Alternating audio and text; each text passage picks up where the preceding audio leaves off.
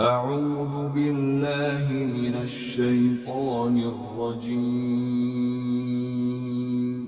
بسم اللہ الرحمن الرحیم سورۃ الحجر آیت نمبر 80۔ وَلَقَدْ كَذَّبَ أَصْحَابُ الْحِجْرِ الْمُرْسَلِينَ۔ ترجمہ، اور ہجر کے باشندوں نے بھی پیغمبروں کو جھٹلایا تھا۔ تفسیر، ہجر کے لوگ، یہ قوم سمود کا مرکزی شہر تھا۔ اس کے کھنڈر مدینہ کے شمال مغرب میں موجودہ شہر العلا سے چند میل کے فاصلے پر واقع ہیں۔ مدینہ سے تبوک جاتے ہوئے یہ مقام شاہراہ عام پر ملتا ہے اور قافلے اس وادی میں سے ہو کر گزرتے ہیں، مگر نبی صلی اللہ علیہ وسلم کی ہدایت کے مطابق کوئی یہاں قیام نہیں کرتا۔ 8ویں صدی ہجری میں ابن بطوطہ حج کو جاتے ہوئے یہاں پہنچا تھا۔ وہ لکھتا ہے کہ یہاں سرخ رنگ کے پہاڑوں میں قوم سمود کی عمارتیں موجود ہیں جو انہوں نے چٹانوں کو تراش تراش کر ان کے اندر بنائی تھیں۔ ان کے نقش و نگار اس وقت تک ایسے تازہ ہیں جیسے آج بنائے گئے ہوں۔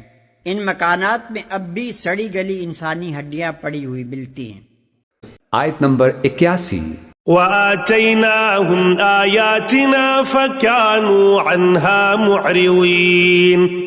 ترجمہ، اور ہم نے ان کو اپنی نشانیاں دیں تو وہ ان سے منہ موڑے رہے۔ تفسیر، وَآتَيْنَاهُمْ آیاتنا، انہیں ہم نے اپنی آیات دی۔ ان کو تو خاص طور پر جو ہے وہ اتنی حصی نشانی دکھائی گئی، ایک وہ جو اونٹنی کا معاملہ، صالح کی اونٹنی کا معجزہ، فَكَانُوا عَنْهَا مُعْرِضِينَ، لیکن وہ ان سے منہ ہی پھیرتے رہے، اعراض ہی کرتے رہے۔ آیت نمبر 82۔ وَكَانُوا يَنْحِتُونَ مِنَ الْجِبَالِ بُيُوتًا آمِنِينَ۔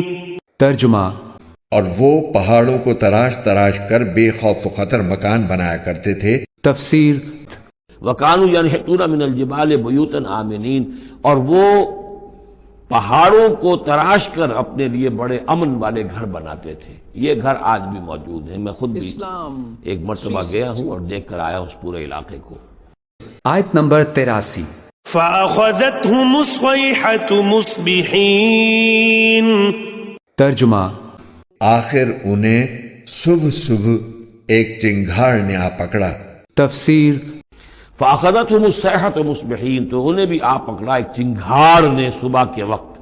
آیت نمبر 84۔ فَمَا أَغْنَى عَنْهُمْ مَا كَانُوا يَكْسِبُونَ۔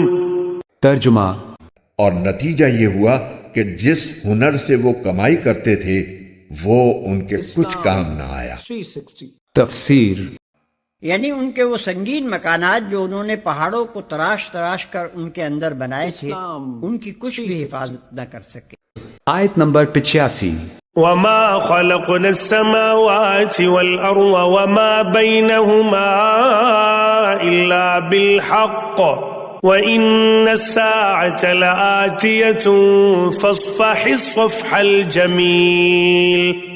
ترجمہ، اور ہم نے آسمانوں اور زمین کو اور ان کے درمیان جو کچھ ہے اس کو کسی برحق مقصد کے بغیر پیدا نہیں کیا، اور قیامت کی گھڑی آ کر رہے گی۔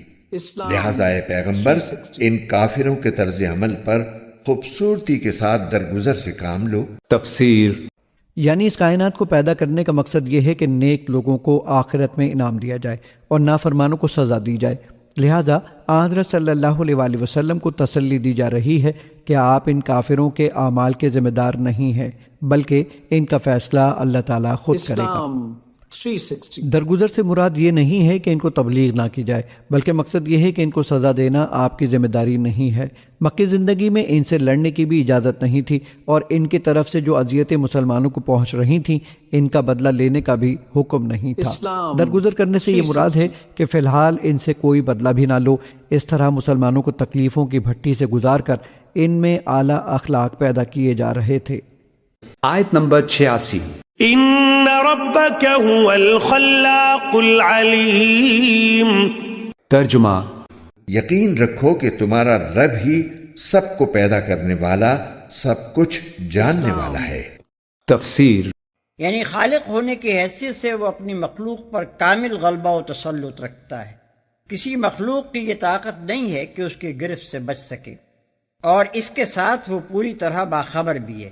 جو کچھ ان لوگوں کی اصلاح کے لیے تم کر رہے ہو اسے بھی وہ جانتا ہے، اور جن ہتھ کنڈوں سے یہ تمہاری صحیح اصلاح کو ناکام بنانے کی کوشش کر رہے ہیں ان کا بھی اسے علم ہے۔ لہذا تمہیں گھبرانے اور بے صبر ہونے کی کوئی ضرورت نہیں، مطمئن رہو کہ وقت آنے پر ٹھیک ٹھیک انصاف کے مطابق فیصلہ چکا دیا جائے گا۔ آیت نمبر 87۔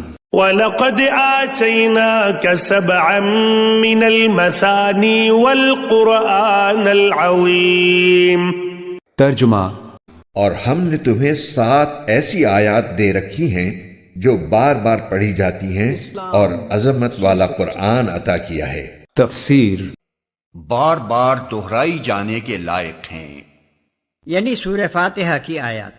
اگرچہ بعض لوگوں نے اس سے مراد وہ 7 بڑی بڑی سورتیں بھی لی ہیں جن میں 200 آیتیں ہیں، یعنی البقرہ، آل عمران، النساء، المائدہ، الانعام، الاعراف اور یونس یا انفال و توبہ۔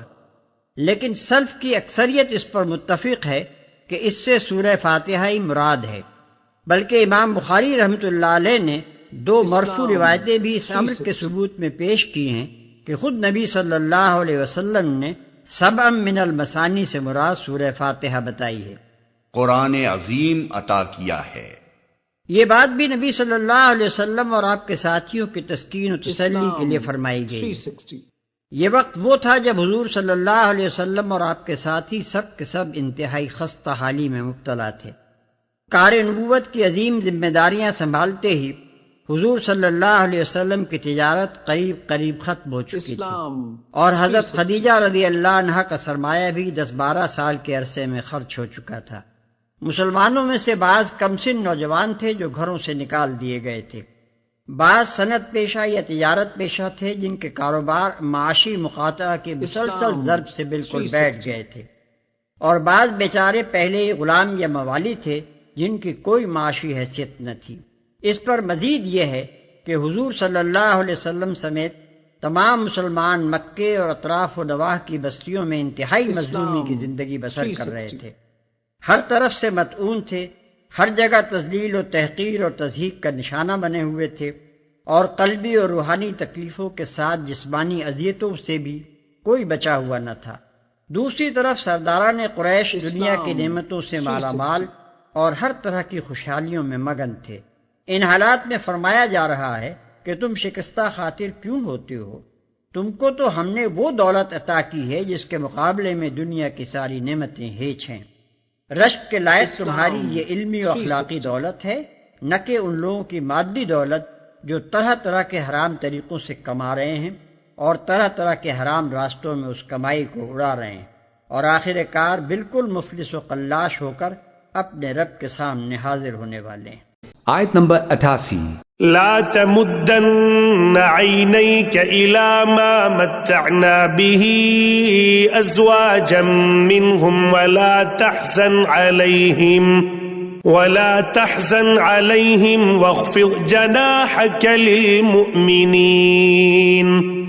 ترجمہ، اور تم ان چیزوں کی طرف ہرگز آنکھ اٹھا کر بھی نہ دیکھو جو ہم نے ان کافروں میں سے مختلف لوگوں کو مزے اڑانے کے لیے دے رکھی ہیں، اور نہ ان لوگوں پر اپنا دل کڑھاؤ، اور جو لوگ ایمان لے آئے ہیں ان کے لیے اپنی شفقت کا بازو پھیلا دو۔ تفسیر، اور نہ ان کے حال پر اپنا دل کڑھاؤ، یعنی ان کے اس حال پر نہ کڑھو کہ اپنے خیر خواہ کو اپنا دشمن سمجھ رہے ہیں، اپنی گمراہیوں اور اخلاقی خرابیوں کو اپنی خوبیاں سمجھے بیٹھے ہیں، خود اس راستے پر جا رہے ہیں اور اپنی ساری قوم کو اس پر لیے جا رہے ہیں جس کا یقینی انجام ہلاکت ہے، اور جو شخص انہیں سلامتی کی راہ دکھا رہا ہے اس کی صحیح اصلاح کو ناکام بنانے کے لیے ایڑی چوٹی کا زور صرف کیے ڈالتے ہیں۔